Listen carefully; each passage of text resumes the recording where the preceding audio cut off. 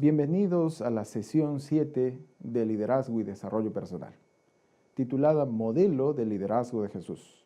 Es nuestro objetivo determinar algunas características importantes del liderazgo de Jesús. No ha habido un líder más relevante que Jesús. Él no escribió cientos o miles de páginas. Él tampoco caminó más de 150 kilómetros. Sin embargo, la trascendencia a través de sus discípulos fue tal que el día de hoy todos sabemos de que Cristo existió y que trascendió a la humanidad y le dio un horizonte diferente en lo que se refiere a la vida religiosa. Por eso es que hoy analizaremos el modelo de liderazgo de Jesús. Y para esto haremos uso de una cruz. En esta cruz vemos a Jesús en el centro y dividiremos a Jesús en tres etapas del liderazgo de Jesús.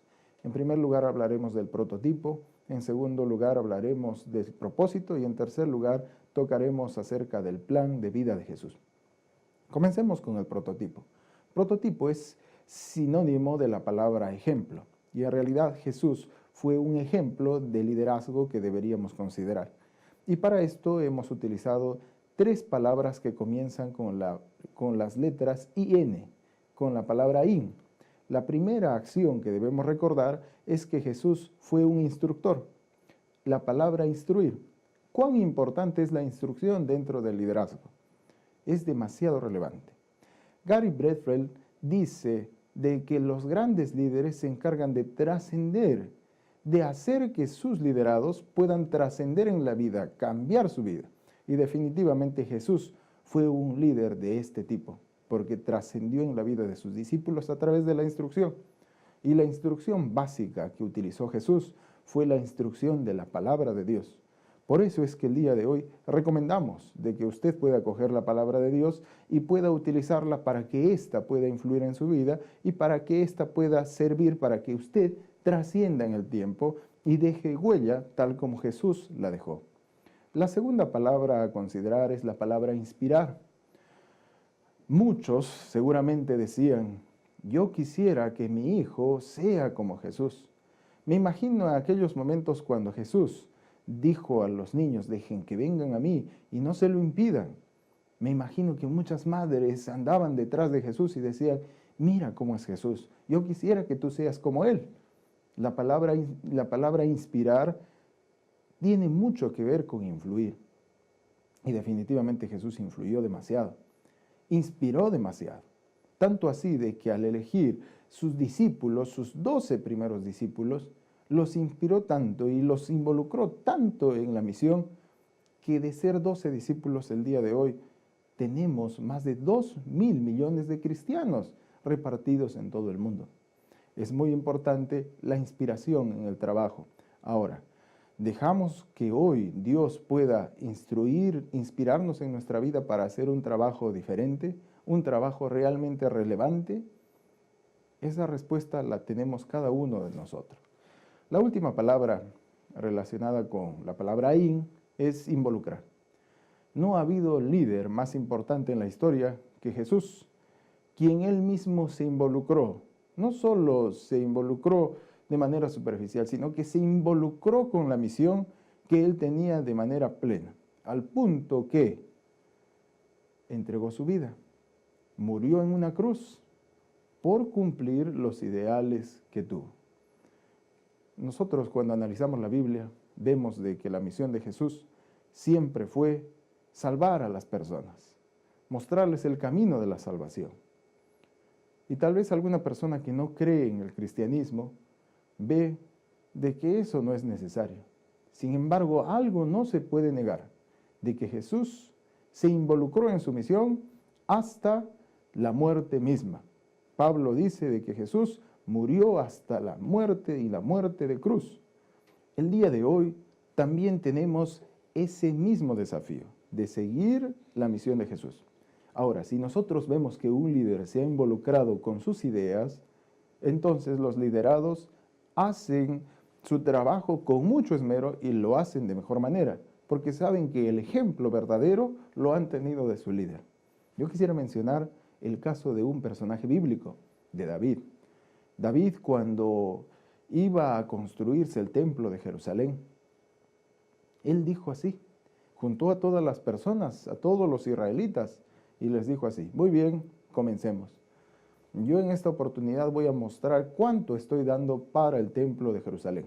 Estoy poniendo mucho de oro, estoy poniendo mucho de plata, estoy poniendo piedras preciosas, estoy poniendo madera. Todo mi tesoro está dispuesto para construir el templo de Jerusalén. Y él al final hizo esta pregunta: ¿y ahora quién de ustedes quiere dar más? ¿Quién de ustedes quiere dar voluntariamente para la causa del Señor? Entonces, las principales autoridades del pueblo de Israel empezaron a salir una por una y empezaron a decir: yo quiero dar tanto, yo quiero dar tanto. ¿Por qué David tuvo ese éxito? Porque él se involucró en la misión. Cuando un líder está involucrado en la misión, consigue mayores resultados. Entonces, del ejemplo de Jesús podemos recordar la instrucción, la inspiración y el involucramiento, que son características importantes en el liderazgo de una persona. Hablemos ahora acerca del propósito de la vida de Jesús. ¿Cuál fue el propósito de la vida de Jesús? Mateo 20:28 resalta de que Jesús vino para salvar a los perdidos, es decir, para salvar a la raza humana. ¿Y cómo lo hizo? Lo hizo por medio de sus discípulos. Ahora, básicamente, el liderazgo de Jesús se centró en las relaciones y también se centró en los resultados. Consideremos, en primer lugar, las relaciones. ¿Cuán importantes son las relaciones de una persona? Usted tal vez podría preguntarse: ¿la relación que yo tengo con mis liderados es realmente trascendente? ¿Estoy logrando que mis liderados cambien su modo de vida? ¿Estoy haciendo que mis liderados se sientan influenciados por mí para hacer cosas realmente relevantes? Jesús realmente utilizó las relaciones de manera exitosa y bastó solamente que sus relaciones mutuas con sus discípulos demorara 3 años, solo 3 años, para que el verdadero cambio se pueda observar después. Observemos nada más el caso de Pedro. Pedro, una persona grotesca, un pescador. Al final, después de los 3 años, fue el líder principal de la iglesia cristiana. Y al ser el líder principal de la iglesia cristiana, demostró características que antes no las había adquirido, sino que las adquirió en su pleno relacionamiento con Jesús. Ahora, vamos a una aplicación personal. ¿Cuál es el relacionamiento que yo tengo con Dios diariamente? Es necesario considerar esto dentro de nuestra vida. Ahora, otra aplicación. ¿Cuál es el tipo de relación que tienen mis discípulos o mis liderados conmigo? Si es que se realizara una evaluación de 360 grados, en la cual mis liderados tengan que evaluarme a mí, ¿cuál sería la impresión que ellos tendrían de mí en un papel escrito? Si es que lo hacen de manera anónima. Es muy bueno recordar de que el líder debe trascender en la vida de sus liderados. Ahora observemos de los resultados. Los resultados, sin duda alguna, fueron importantes en la vida de Jesús. Él tenía que concluir la obra que comenzó. Por eso es que cuando él estaba en la cruz, él dijo así: consumado es. ¿Qué significa consumado es? Significa que todo esto terminó. Ya se acabó. Ahora se cumplió el propósito por el cual he venido. ¿Saben? Cada líder debería esforzarse por cumplir los objetivos que tiene en la vida. Cada líder debería cumplir los desafíos que se le han puesto o que también él los ha asumido como propios. Si es que un líder no consigue resultados, no puede ser un líder exitoso. Necesitamos resultados tangibles. Ahora, los resultados de la vida de Jesús fueron impresionantes. Ya mencionamos que el día de hoy, de 12 discípulos, en el mundo existen más de 2.000 millones de personas que conocen de Jesús y que lo aceptan como su Salvador. Entonces, recordemos, el propósito de la vida de Jesús básicamente se centra en las relaciones y los resultados, para complementar una definición de liderazgo, que es, el liderazgo es simplemente relaciones y resultados. Observemos ahora la última parte, el plan de vida de Jesús. Y en el plan de vida de Jesús observaremos algunas características importantes. En primer lugar, hablaremos acerca de discipular. La palabra discípulo es sinónimo de aprendiz, y aprendiz es aquel que está dispuesto a obedecer lo que su líder le dice. Y esto era mucho más marcado en los tiempos de Jesús. Hoy en día no tenemos muchos líderes que tengan a sus discípulos detrás de él caminando de un lado para otro. No, pero en el tiempo de Jesús esto era marcado. La filosofía griega nos habla de discípulos que siguieron a sus maestros. Los discípulos no eran gente erudita, no era gente que tenía conocimiento pleno de la Biblia. Jesús no buscó a los discípulos en la sinagoga. Jesús fue y los buscó en diversos lugares. ¿Y por qué? Porque él consideraba que la capacidad de aprender de ellos sería mucho más efectiva que aquellas personas que se habían sometido a tradiciones y filosofías que habían tergiversado la Biblia.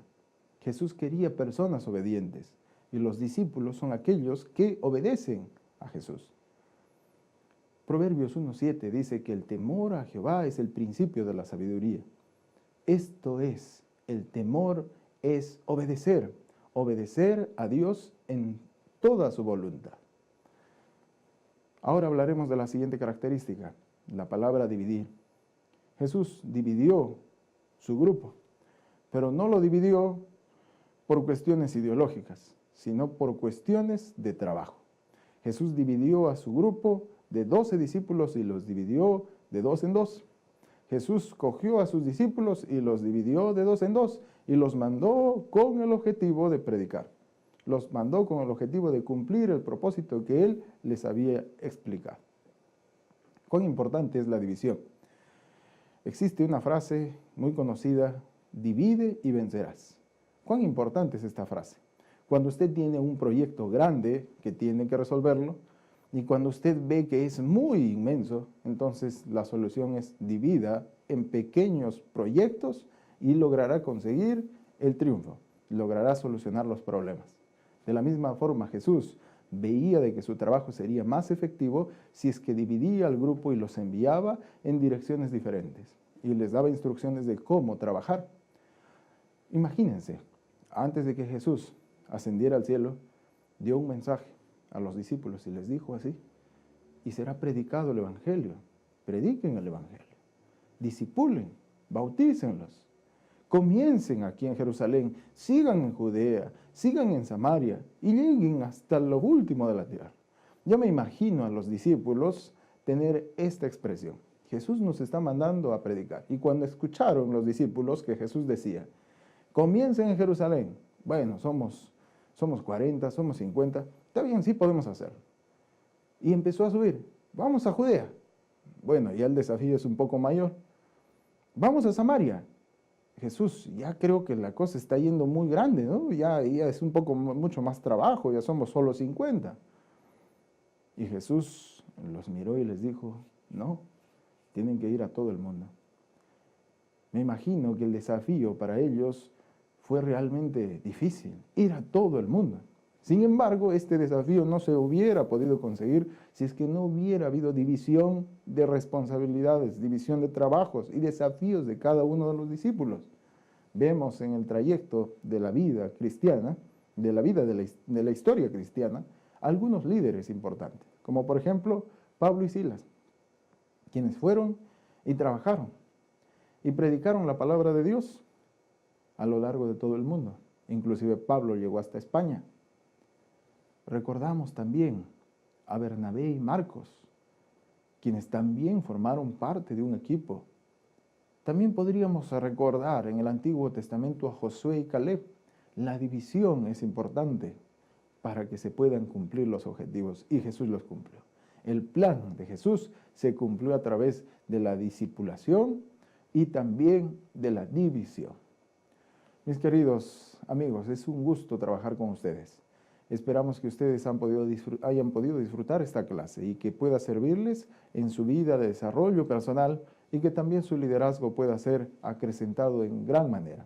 Ha sido un gusto estar con ustedes. Dios los bendiga. Recordamos siempre de que usted tiene a su disposición todos estos videos, todas estas clases en la plataforma de Proesa. Dios lo bendiga, hasta una próxima oportunidad.